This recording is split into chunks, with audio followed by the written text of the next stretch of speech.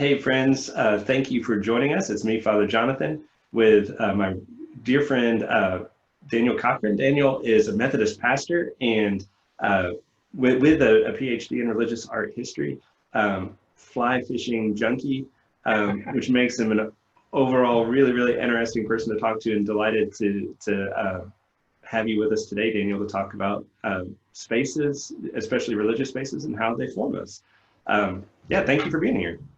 Well, thank you for the invitation. It's great to see you, to chat with you, and I'm excited for the conversation and to share this with others. It's a topic that I know we're both passionate about, as we've served in ministry in different environments, different built environments, and talked a great deal about everything from icons to architecture.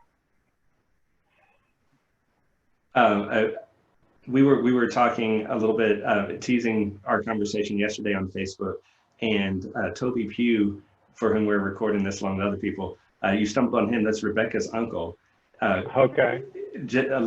He is the reason, his question is the reason you answered that the best thing for an easy catch, not an easy catch, but a cheap catch on a Wisconsin stream right now is a pink squirrel mayfly nymph. Did I get that right? That's right. Yeah, the pink squirrel, legendary up there in the Driftless region. So y'all's Facebook conversation led me to watch a 10-minute video yesterday on how to tie the pink squirrel, which I don't know is like a sign of how interesting fly fishing is to people on the outside, or just the boredom of our time. I hope it was an authentic video, because there's a lot of variations of the pink squirrel now as it's spread in popularity. But the original pink squirrel, you got to use a strip of burlap sack and tie it around the hook, and then a bright piece of pink chenille. And for some reason, that seems to make the brown trout go crazy. Really? Well, so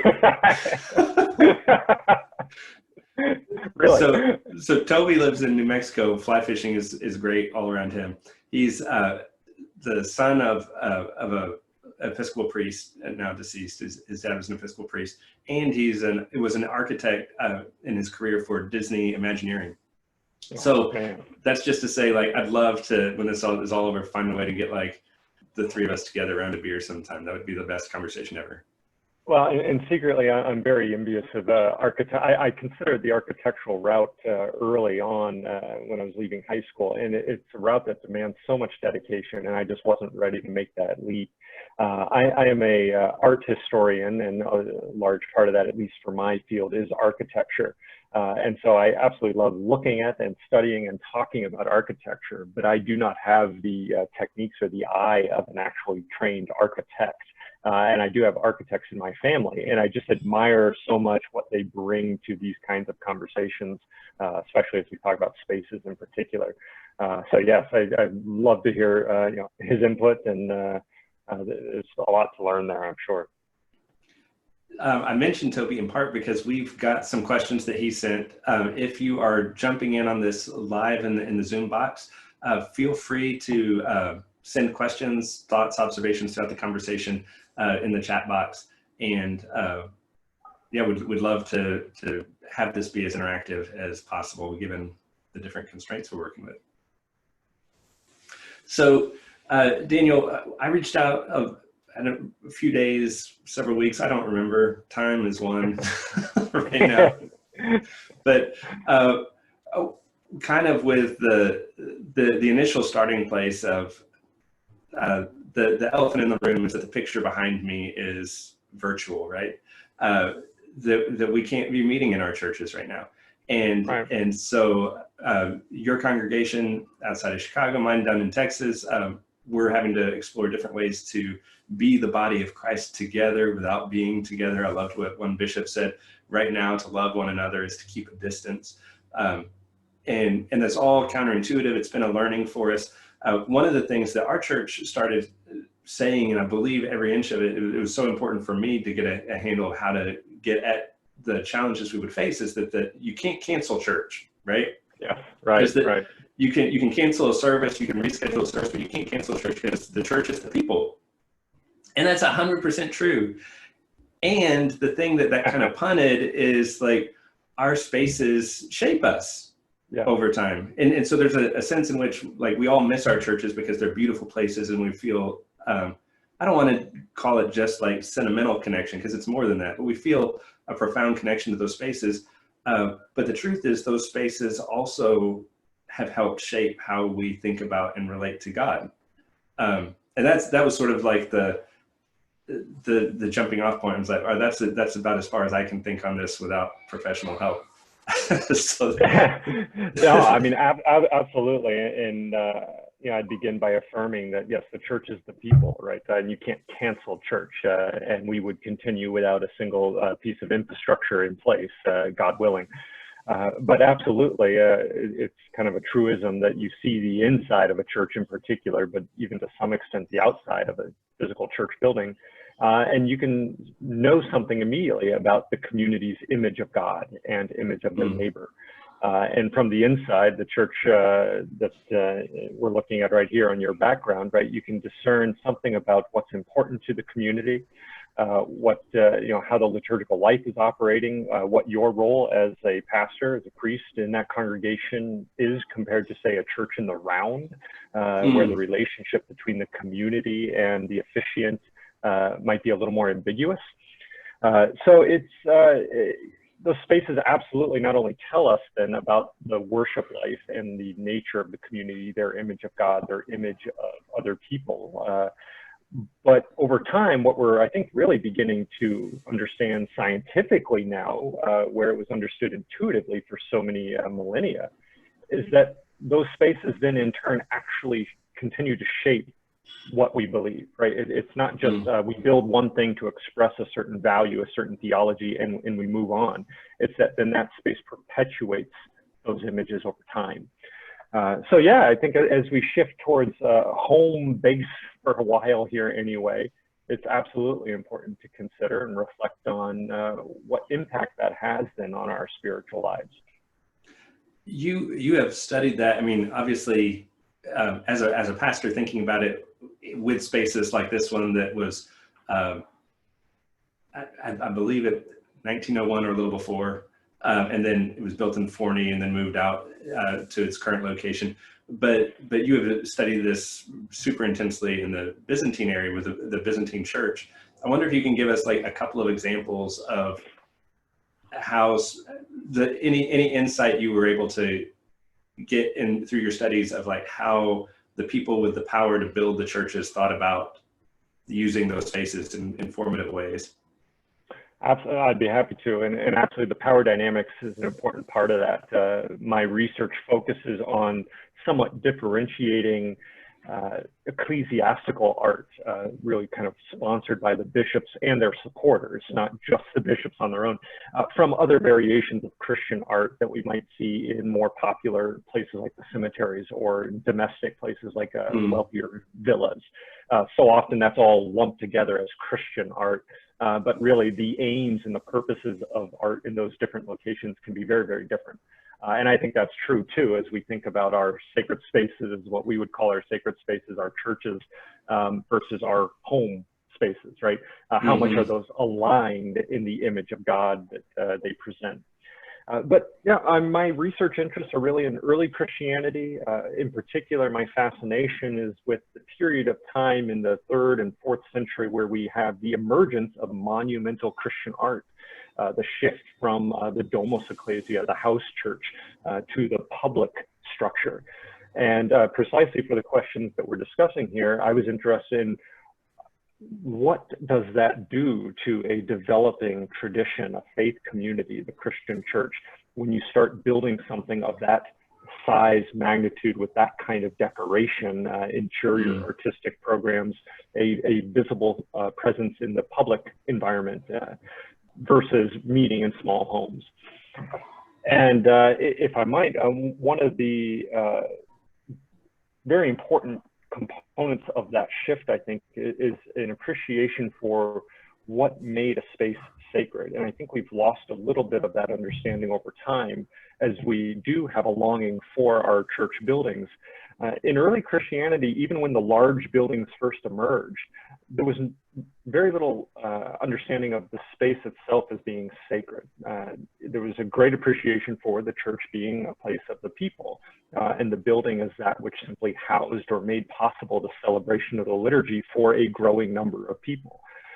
So there wasn't this sense that you do have in ancient Judaism, and you certainly had in the Greco-Roman religions, of a particular place being sacred.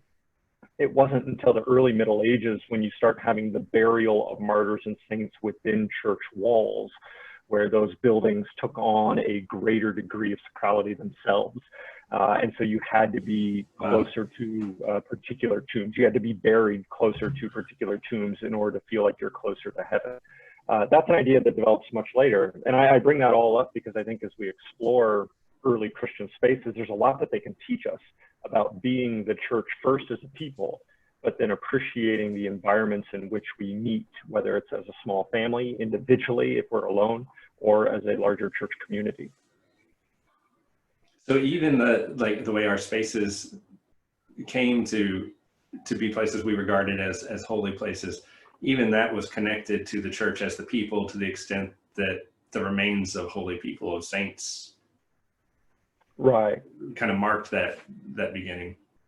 Right. In contrast, in the great Chicago professor of religion and philosophy, Jonathan Z. Smith, talks a lot about this kind of understanding the shift in Christianity from understanding in the ancient world places themselves, physical places being sacred for a particular reason. You can go back to Eliade as well, versus an understanding Christianity where it's an event or a person or something that happens, a life that's lived or lost, martyrdom that makes a place holy. And I think there's something there for us to hold on to in these times as well, in appreciating that it's community, it's gathering, it's an appreciation for really the phenomenal time we live in that can make our environment sacred in that sense. And that while we very much feel a pull, and I think we should honor that, to go to a certain place, our church building, for all the memories that it holds in our aesthetic value of those places. Even there, it should be, again, the memory, the community, the emotions connected to a particular place that makes it sacred for us, rather than the place itself. And that might be a subtle distinction, but I do think it's an important one. And if I may jump to an example from my early church days, and anybody listening can Google the cathedral in Aquileia. It's Bishop Theodore's Cathedral in Aquileia. It's one of the earliest kind of public or monumental church structures that we've uncovered with any degree of that's survived. And what they uncovered, it's an old medieval church today. When you Google this church, you'll see the medieval structure.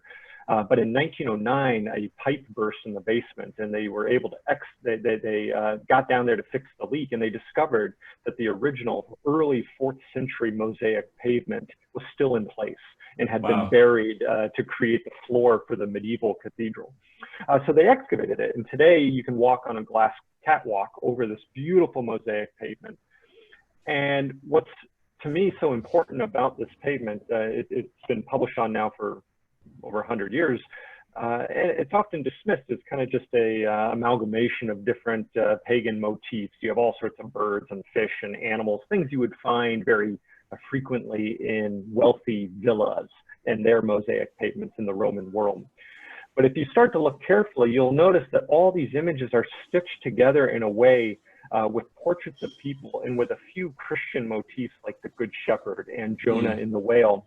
That really what starts to unfold is a map of the Christian community, understood as a metaphor, as a flock of birds, as a flock of sheep, as a herd of cattle, all watched over by the Good Shepherd. And the fact that this is incorporated into the actual physical fabric of the building, to me, plays with those metaphors of the church as the people and the people as the church. And so even in this very early cathedral building and very important Roman center, Aquileia was a trade center of the day, we have a visible manifestation or expression of the church as the community of people first and foremost, part of the body of Christ. That that idea that the architecture would point us to our communal identity. As I'm listening to you say that, I'm looking at our church, and it has that very traditional upside down nave boat arc kind of motif that reminds us that this is the community God has brought together for the purpose of salvation, not just for ourselves, but for the whole world. And the even in a not round space, there are ways that the architecture is kind of constantly trying to remind us that we belong to each other because we belong to God. And there are some absolutely stunning examples of that being done very, very well, I think, in contemporary church architecture and spaces. And the few that come to mind, actually, I don't think this is significant, are all out on the West Coast. And I'll begin by saying, now I'm looking at the interior of your church here, and yes, the nave motif, of course, coming from the Latin navis for the ship, which is a motif that goes way back to early Christian days. But otherwise, it looks like the windows are clear and there's not much art on the walls. Is that? So those are stained glass windows. It's just blinding. Okay, there isn't much art. There are some stations of the cross. You can kind of see little. I see. Over the side. I'm pointing in the wrong direction, but minimal art. But there are mostly stained glass windows that remember important folks in the life of the community, like W.D. Adams, who was at one point, I think he was the only member, but we have this fascinating long spanning correspondence between him and Bishop Garrett, who's the first bishop of Dallas, and he was instrumental in bringing the church to Rockwall Heath and helping it find a new beginning. And see, I think that expression of our roots and our community in the art that surrounds us in our sacred spaces, and again, I'm using that term to refer to our church buildings, but also at home, and that's a topic we can return to in a later, in that correlation between the two. But one of the examples that always pops up in my mind of a church that does this very boldly is the Church of St. Gregory of Nyssa in San Francisco. Well known for being the home of Sarah Miles, who's published some beautiful books on her conversion to Christianity and her mission work. The church now serves as a food pantry. It's a church in the round, but what's significant from an art historical perspective are the frescoes on the inside done by Mark Dukes, and they're contemporary frescoes. And they depict not only members of the community, but Christian saints, broadly defined, and I believe there's non-Christian saints as well, from throughout time and around the world. And they're all linking arms together, ultimately linking arms with Christ as they dance a liturgical dance. And the community recreates that dance in the space down below. So I think, connecting our physical spaces very, very powerfully with the idea that it is the community of the cloud of witnesses, the community of saints, and not only the present community that makes this space sacred, I think is increasingly important in our day and age to kind of drive that home. And from my conversations with both older and younger Christians or curious, spiritual seekers, that's a component of the Christian tradition that's been kind of lost, at least in conversation, right? There's an assumption that the church itself is a sacred place and we must hold on to it. But I think the stained glass windows that you have there, places like Gregory of Nyssa or the Cathedral of Our Lady of Angels in Los Angeles that have tapestries depicting people from around the world processing towards the altar for communion that you physically join as you move forward as well, can be really wonderful ways of expressing that really timeless Christian notion. I love what you're sharing, because on the one hand, someone could say, well, wait a minute, that means the building's not important, but it's the building that has become the servant of the story, like reminding you of the story that you are entering into and your place in it and your potential place in it, like as you grow in faith. And I love the image of, because I discovered St. Gregory of Nyssa's, that church years ago, primarily through their liturgy and very participatory. Everybody is, and as many people as they can put vestments on have vestments, everybody's dancing and everything. But then to discover later the art that kind of connected both those pieces. and as you were sharing that, it made me think of Rublev's icon of the Trinity, where you have the three figures of the Trinity depicted through the story of Abraham and Sarah's hospitality to the three strangers, and they're at a table. But as one commentator has pointed out, the fourth side of the table is the frame through which we view it. So we're at the table with God. So we're a part of the dance now. We've joined. This is the place. So it's not to say that the buildings are unimportant, but they can help us. Like they can be instrumental in holding us to what is most important. Absolutely. To return to our ship motif, the church is the vessel, right, that contains or holds that story. Often the church building. Now, again, it does not have to be that way. There's ways for our homes to be converted, to be transformed into that kind of vessel. And I think there's even room to consider a digital component as we engage here on Zoom and Facebook to create something. And it has to be done very intentionally, I think, and carefully, to create vessels through other mediums that do something similar.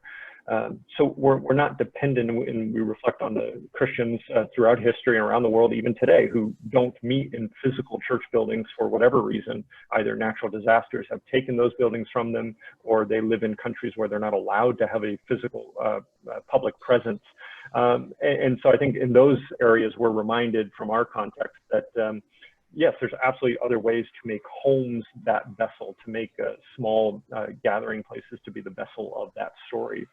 But the participatory component of that, I think, is crucial. And some of my favorite Christian art is that which does precisely that. I think of the mosaics, the early Christian mosaics on the triumphal arch of Santa Maria Maggiore in Rome, one of the largest and the first kind of episcopal building in ancient Rome, constructed in ancient Rome. And it looks like a very kind of flat, two-dimensional storytelling of Christ's nativity. But when you look closely, there's lots of ways that the art encourages the viewer to participate in the unfolding of the story.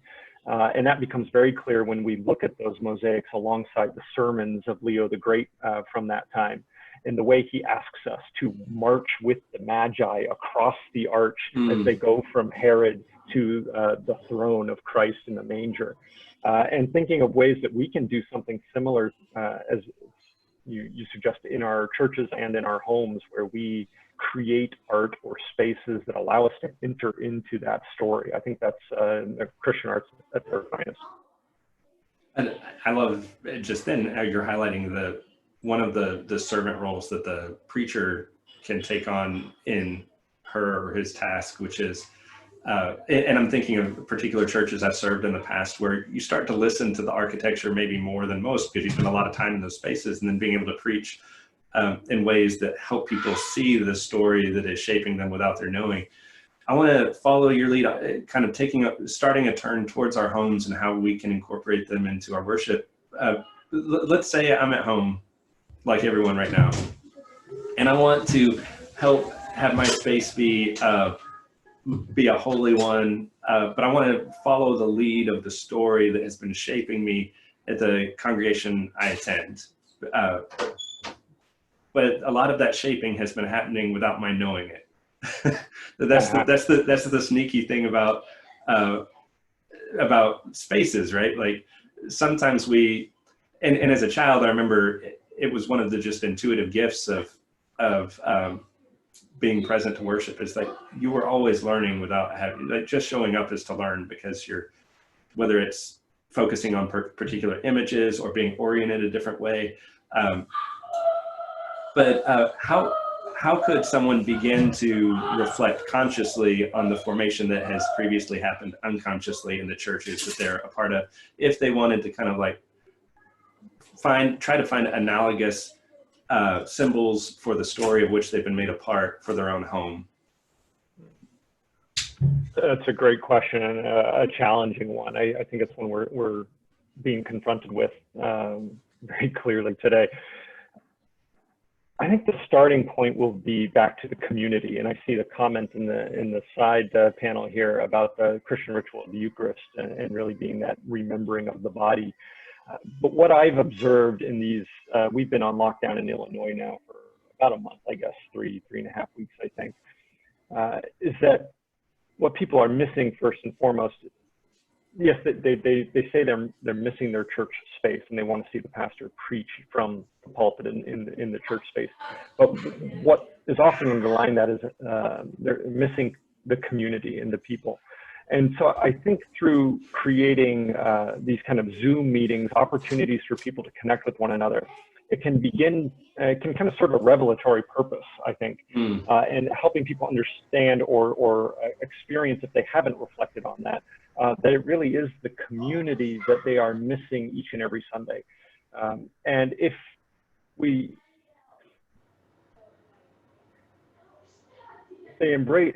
they come to really can understand that the community is such an important part of that, I think that then opens up a whole vocabulary of symbols, of images that they can incorporate into their own home. I was just thinking of the church directory that I was flipping through the other day, right? And it made me think of those, I think it started with an Italian priest, but now it's spread, who's cut out pictures of his congregation and put them on the pews, right, where they traditionally sit, right? It's fun, but it's also so meaningful. And I think something like that at home, right? How often do we incorporate pictures or images of our community, our church community, into our own home, right? We might have family portraits. We might have, we have a portrait of our engagement photo shoot, right, and our wedding photo shoot. But looking around my house, it's pretty much devoid of symbols that remind me beyond the abstract or more general Christian symbols of images or pictures that immediately call to mind the community that I currently call home as a Christian family. And I think there might be ways here that we can try to embrace that a little bit more. And I'm not going to go as far to suggest that we cut up our directory and post it around our rooms. But I think things like these Zoom meetings that allow us to have in our space the same sense of communal engagement with the people that we know as our brothers and sisters in Christ is a really important starting point. That's tremendous. Yeah, I mean, go ahead. Bring that up, and I maybe to bring some of that home, I emphasize that only because I've been wrestling with my own congregation, which is a fairly large. We worship about 350 on a Sunday, but our membership is much more than that.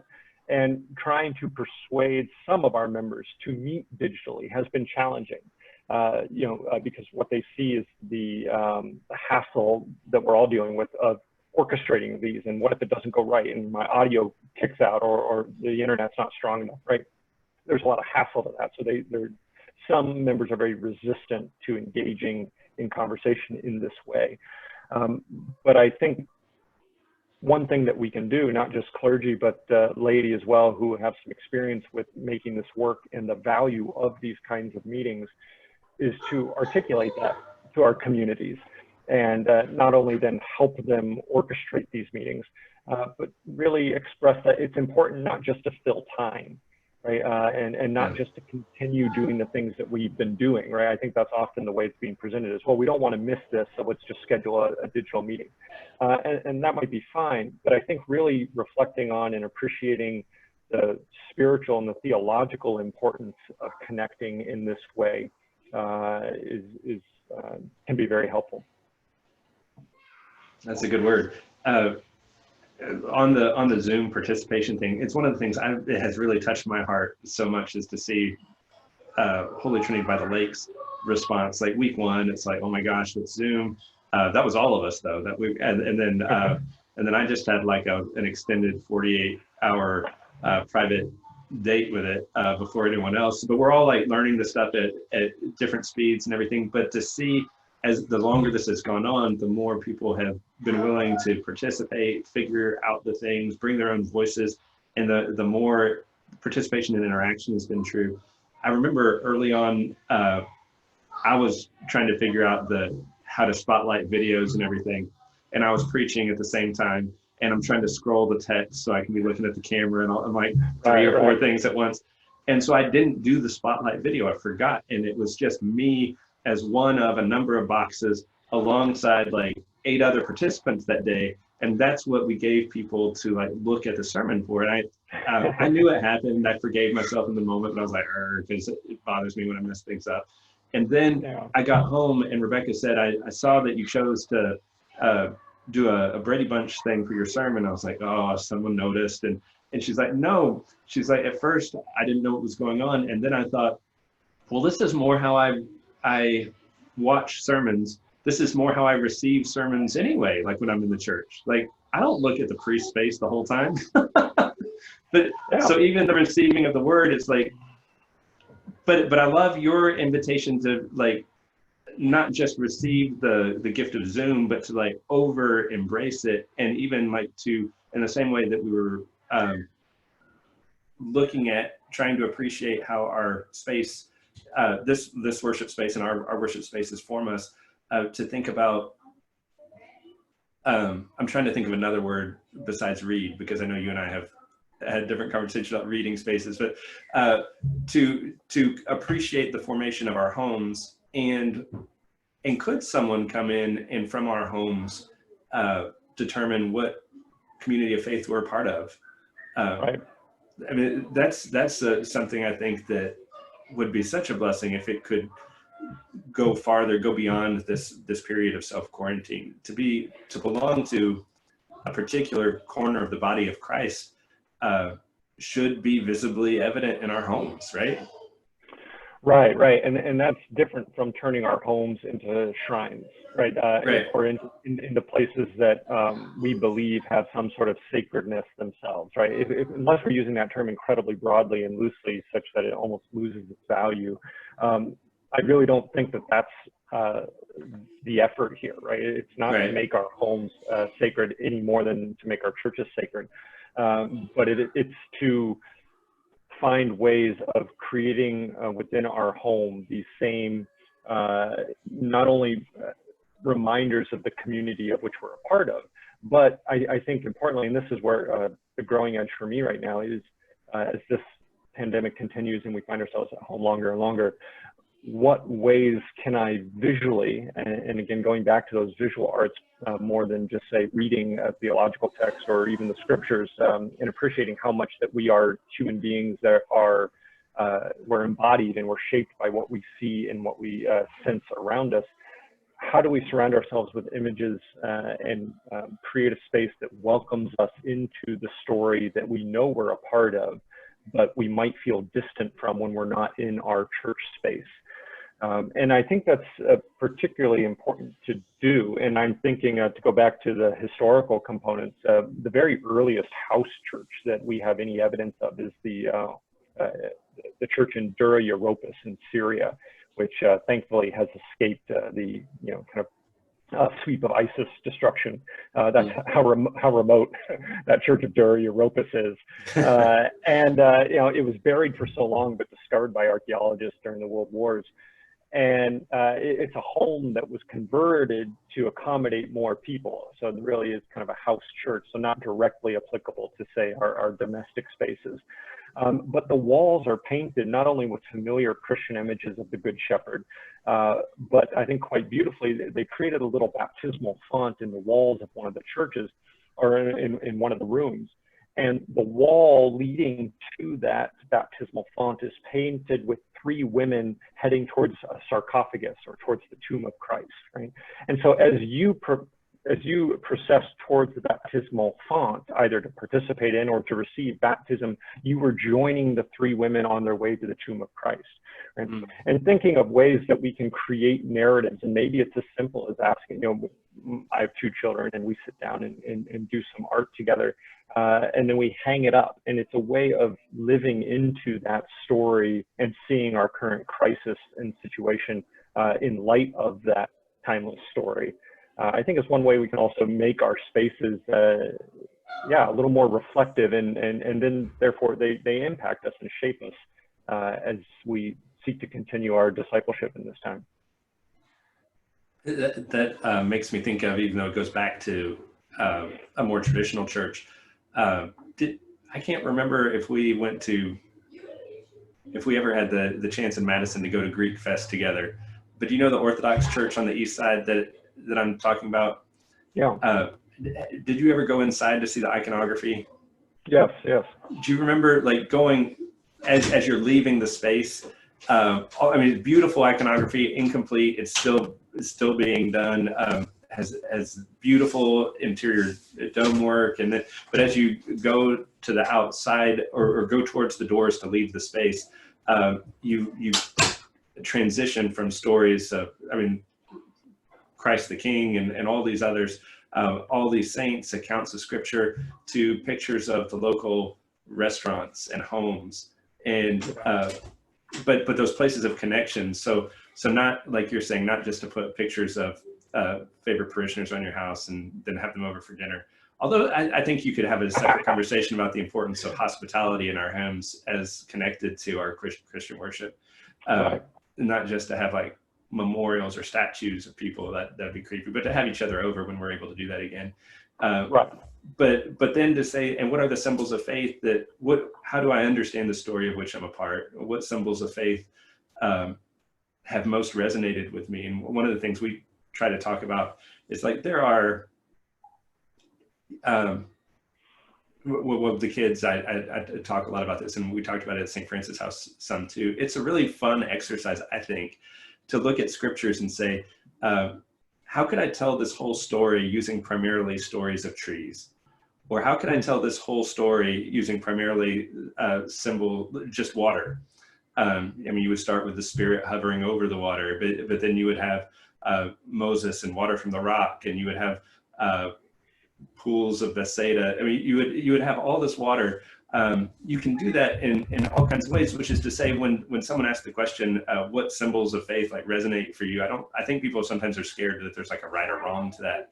I don't mean that there's no right or wrong, but the early church, especially with their art, was much more imaginative and free with the associations they made.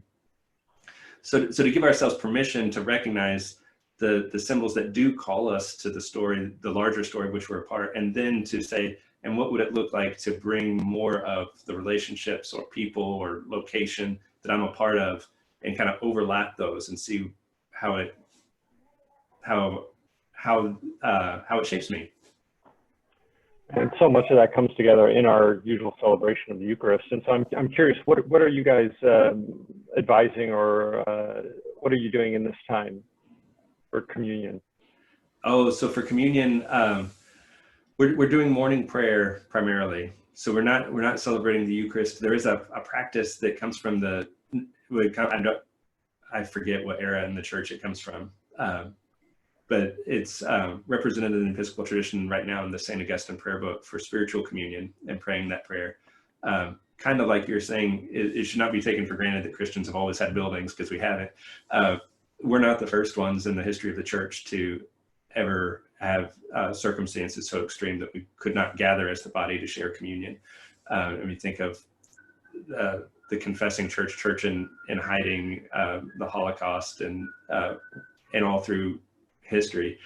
So there's a prayer that indicates that the sacrament is not limited just to sort of the bread and wine for those extreme circumstances.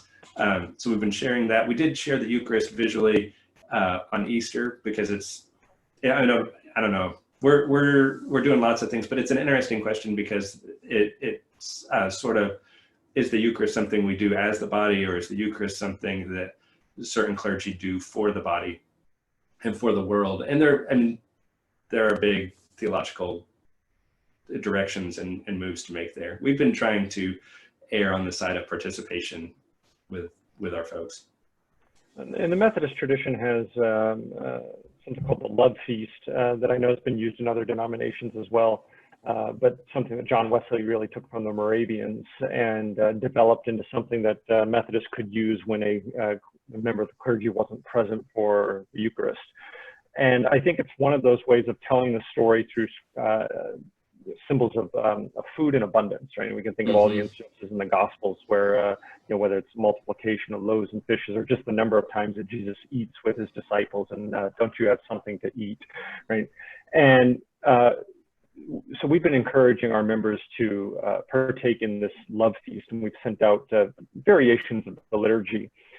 And one of the ways I think that we can symbolize and embrace the story that we're a part of while remembering our present context and our both missing our community, but on the other side of that same coin, how much that community is a part of our story, is to have an abundance of food. Now, I know, you know, we're speaking about a time when people are not able to go to the grocery store as often. So what that abundance looks like might be different, right? It might be an empty chair that symbolizes that reception of a missing member of the community or something like that, or an extra slice of bread that's present on a plate. But just some sort of visual reminder that we are not complete here without our community present, and we are thinking of and wanting to be a part of that community, just as Jesus ate with all of his disciples and with the crowds on many occasions. And that Love Feast liturgy calls to mind the importance of that symbolism as well, of food itself being a symbol of that community. And I think even in our communion liturgy, when we at least share that, do this as often as you drink of this cup in remembrance of me. The Love Feast, I think, can connect to that point in our liturgy that asks us to really think of every meal we eat differently. And in this time, I think that can be a real potent way, beyond the visual arts, to remember that connection and to feel it very deeply and quite physically. And that way, kind of starting with the simple symbols that maybe we don't think of as symbols in our homes, and inviting the story of the faith onto them in ways that we haven't before, like a table. And it makes me think of what you're describing with the Methodist Love Feast. Makes me think of David Fitch's book. I bet you thought I was done pushing that. The Faithful Presence, where he talks about when we're able to gather again, but having all of our meals, all of our gatherings, carry the charism of the Eucharist with them. That this is not a holy meal that's meant to just sort of be a one-off as often as we're in the building, which maybe comes with the misidentification of what is holy about a space. We start to think of that meal as sort of the only meal, but it's the meal that changes all meals and changes the way we interact with each other and regard one another. And I think, while still allowing the Eucharist to have that importance of reshaping every meal we eat, I think how we celebrate that, right? And I know you're coming from the Episcopal tradition. There's a prescribed liturgy. In Methodist tradition, there's a lot of variation, but the church I currently serve, it's pretty high liturgy for a Methodist church in terms of the celebration of communion. But returning to one of the sites we mentioned earlier, that St. Gregory of Nyssa in San Francisco, I admire so much, and I've adapted and used, been inspired by their celebration of the Eucharist, in which they prepare this whole feast of not only breads and grape juice, but of cheeses and mounds of grapes, and they prepare it all on this very long table outside of the worship space. And then when they're done with their liturgical dance, members of the congregation hoist the table on their shoulders, carry it into the center of the space, and everyone partakes together. The liturgy's been celebrated, the words are offered, it is the Eucharistic meal, but how it's celebrated, speaking of how much the physical structure, orientation, and decoration of a space impacts us, how we engage in that very same ritual in different ways can leave such a lasting impact. And what I find so beautiful about the way they celebrate that, and again, I've been inspired to do that for Maundy Thursday last year, 2 years ago, did a long table supper at which we had communion. I think can help us make that connection better between the meals we eat on our own that, yes, aren't communion, but should call to mind our role in our place in God's story and our role as a disciple of Christ. It can make that bridge a little bit stronger for us. So I think maybe a lesson not to maybe implement right now, but as we go back to worship eventually, is to think of ways in which we offer these rituals in ways that honor the tradition, honor their importance in our spiritual lives, but have places that connect with our daily life a little bit more, so that we can build that connection for ourselves in our homes a little bit stronger. That makes me think of two things. One, I forget what saint it was. I think it's a saint, maybe it's apocryphally ascribed, but there was someone who said, it doesn't take near as much faith to believe that God is present to the bread as it does to believe that the wafers we hold up are bread. That's poking fun at the Episcopal tradition. But also the thing I love about what you're saying about imagining what we do in this space when we're allowed to be in this space more robustly so that it can make those connections and associations. I think at least as a dad, and I know you're a dad too, that means all kinds of fun and creative challenges for imagining the place of kids in worship, and the role of because if something is going to make its way from this space to my home space, it's got to be kid fluent, right? It's got to speak kid. Right. And that's where I think we've done, I hope this isn't too much of a departure from where we're going, but I think that's where some of our kind of insistence upon certain traditions in our churches have done us a little bit of disservice. And then I pick up every now and then that because we don't have an organ, right, we can't worship at home, right? It's just not the same without the organ. And I love the organ as much as anybody. I know some, hoping it goes the way of the dodo, but I still enjoy the organ as part of our worship experience. But I think, again, clergy and those who help lead worship, we need to be more intentional about helping our congregations connect the worship and the life of the church in the church building with what we're able to do at home, and seeing that as a continuation and not as something that can only take place in the church building because it's only there we have an organ, or it's only there that we have the pulpit. But I think maybe one of the kind of blessings in disguise of this experience is that it will help us reevaluate the ways in which we understand and promote our discipleship beyond the walls of the church, and even our worship beyond the walls of the church. And children activities, I know my wife's learning to play the ukulele right now, right? And so playing music that my daughter would, I've heard that at Grace Church, where she went with me, or my wife's church, which is just next door. But here it is being played at home, right? We have a communion set at home now because Lauren is, my wife's the Presbyterian pastor, is offering communion digitally in these times. And so to have that communion set at home, my daughter picked up on that. And it occurred to me that, we don't normally have that here in our house. And yet she could see that very clear symbol of church, of community, of the presence of God in our midst here at home. And I think those are really important ways in this time to make that connection. That's a great one to end on, because it's at the heart of our faith, but also really simple. A chalice, a plate, a plate and a cup, all of a sudden invites those connections and creates a kind of takes a sort of polarized reality for most of us. We go to church here, we go to home here, and just invites more movement. And I think there's an opportunity in reading our scriptures together as a family to reflect on those components that we now know were early Christian hymns sung in the Magnificat. Sorry, my son is stepping on our dog's squeaker toy. That's perfect. That's perfect for where this conversation is right now. But it's and now he knows I'm laughing. He's doing it more. But I think reflecting as we read scripture together as a family, reflecting on those early Christian hymns that were sung in these home contexts, these domestic contexts, and not in some Gothic cathedral.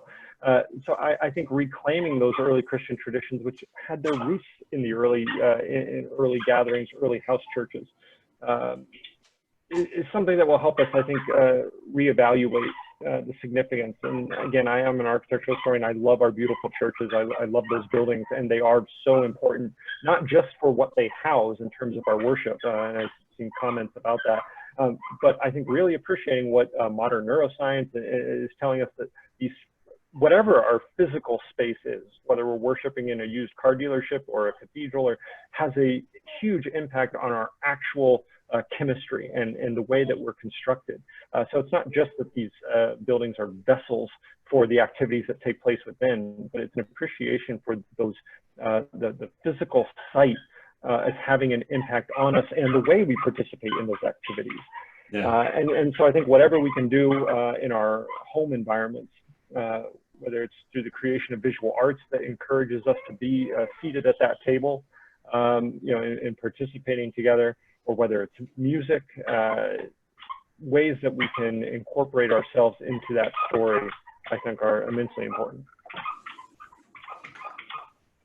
One of the takeaways for me of worshiping at home the last few weeks, and you were talking about like what have we been doing for like Maundy Thursday, we encourage people to focus on dressing up real nice for dinner, sharing a dinner together, reading parts of the story, singing some hymns that our choir director pre-recorded and made available for sort of it. So really focusing on that meal. But because it wasn't here, it was at home, we had complaints about who was setting the table. We had fights. We had all we were who we always are. We didn't stop being that. And at one point it was just like, I remember Annie saying to me, she's like, Dad, I'm really glad it's Maundy Thursday. This is beautiful. This is not the day I wanted. Just like this really honest thing. And it led to a great conversation about the first Maundy Thursday, and how the story is full of disappointment and betrayal and I hope, and all manner of other things, right? And so this idea that sometimes I think can be bridged or broken down. It's a wall, I think, that can be broken down between our home spaces and our church spaces. This idea that we have to do it right for God to work. Right. But there is so much more grace that we are discovering personally as a family, like trying to worship with, like during snack time. I'm going to do this. All right, everybody. I haven't done this yet, Daniel. I'm going to take down the virtual background. I'm sitting yeah, there we go. So you're more in my lead now. Yeah. I'm sitting on my daughter's bed because she's given me this as her office. Yep. And this has to be the stuff that Grace touches. This has to be the stuff of church, which doesn't mean we don't. Anyway, I think that's an interesting thing to consider, is like how churches often become stereotypically the places where we show our most polished selves. Right. Home, they become quite sterile. Yeah. And right now, you can't get onto a Zoom meeting without dogs barking and cat stuff. And the earliest church, at least one explanation I've been told for the altar rail was like to keep the animals away from it. Yeah. Like it's always been so much wilder. And this may not seem relevant for those of you who don't have kids in the home anymore. But I think, animals, I did not mean to compare my children to small animals just then, but maybe I did. But I think there's a deep theological opportunity here in this time, which is God's grace doesn't depend on our getting it right. Doesn't depend on the Right. Zoom link working. Doesn't depend on everyone hitting their marks. Right. We're so focused on an average Sunday morning, at least from the clergy perspective, of everything flowing properly. And it's absolutely a truism that people in pews, we all try to bring our very best selves on Sunday morning. And one of the blessings I've noticed are, in our almost every other night or so, we have a small group meeting via Zoom. And right, it's in our kids' bedrooms. It's at the dining room table, because it's the only place where we have to sit. And that opens us up and requires a vulnerability that I know you've talked a lot about. And it's just so important for building authentic community. And I'm trying to see that as very much a blessing in this time. And it does connect us to the early church, where people are meeting together in the very spaces where not only they live, but where they keep their animals, where they also work out of in a lot of cases. And all of life is taking place right there. There's a beautiful mosaic in Rome, San Clemente, shows the cross of the crucifixion as the tree of life. And from there come all these tendrils of a plant, an acanthus plant.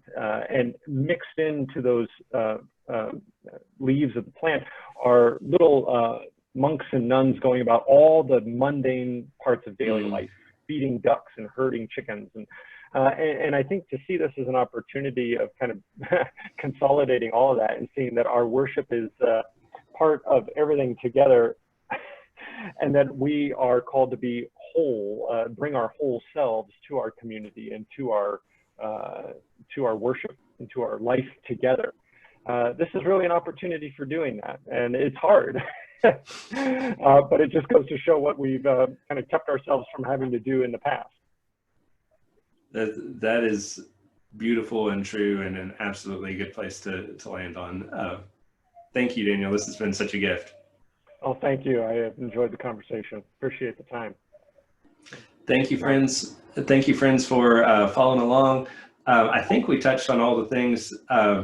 There's a future conversation Jeanette highlights for the future of the church, like what we could learn now, because for many of us, our buildings are, it's not the case where I am, but there are a lot of people who have buildings that are more burdened than facilitators of grace right now.